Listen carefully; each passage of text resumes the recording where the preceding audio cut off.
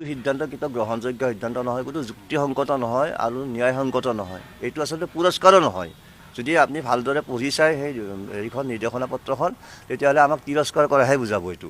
কাৰণ কিয় তাতে স্পষ্টভাৱে উল্লেখ কৰা আছে যে যিবিলাক পষ্ট খালী ওলাব মানে ৰিটায়াৰমেণ্ট হ'ব, সেই ৰিটায়াৰমেণ্টৰ পষ্টৰ এগেইনষ্টত আমাক পুনৰ নিযুক্তি দিব। গতিকে এইটো নতুন নিযুক্তিহে হ'ব, এইটো নিয়মীয়াকৰ আগৰ চাকৰিৰ লগত কোনো সম্পৰ্ক নাই। আজি আমাৰ এজন শিক্ষকে লোৱাৰ প্ৰাইমাৰী ছেকশ্যনত মিনিমাম দৰমহা পাই আছে 80,000ৰ পৰা 39,000লৈকে, মানে এতিয়া নেট মানে, আৰু বাকীটো অলপ GPF কিবা কিবি আছে, আৰু আপাৰ প্ৰাইমাৰী 40,000 ড্ৰ কৰি আছে। তেওঁক যদি আজি এপইণ্টমেণ্ট দিয়া হয়, তেওঁ আৰু 27,000 পৰা আৰম্ভ কৰিব লাগিব, তাৰমানে 27,000 পৰা আৰম্ভ কৰিব লাগিব। এইটো কি পুৰস্কাৰ হ'ল নেকি? এইটো তিৰস্কাৰ হ'ল। এইটো আচলতে এক প্ৰকাৰ একদম মানে এইটো মানে হঠকাৰী সিদ্ধান্ত লৈছে চৰকাৰে, আৰু এইটো গ্ৰহণযোগ্য হ'বই নোৱাৰে। আচলতে গুণোৎসৱটো কোনো শিক্ষকৰ পাৰদৰ্শিতা জোখা মেচিন নহয়েই। গুণোৎসৱ অনুষ্ঠিত কৰা হয় ছাত্ৰ ছাত্ৰীৰ কাৰণে, গুণোৎসৱ অনুষ্ঠিত কৰা হয় বিদ্যালয়খনৰ সৰ্বাংগীন উন্নয়নৰ এক মানে মানদণ্ড নিৰূপণ কৰিবৰ কাৰণে। সেইটো শিক্ষকৰ মানদণ্ড জোখা এক মেচিন নহয়।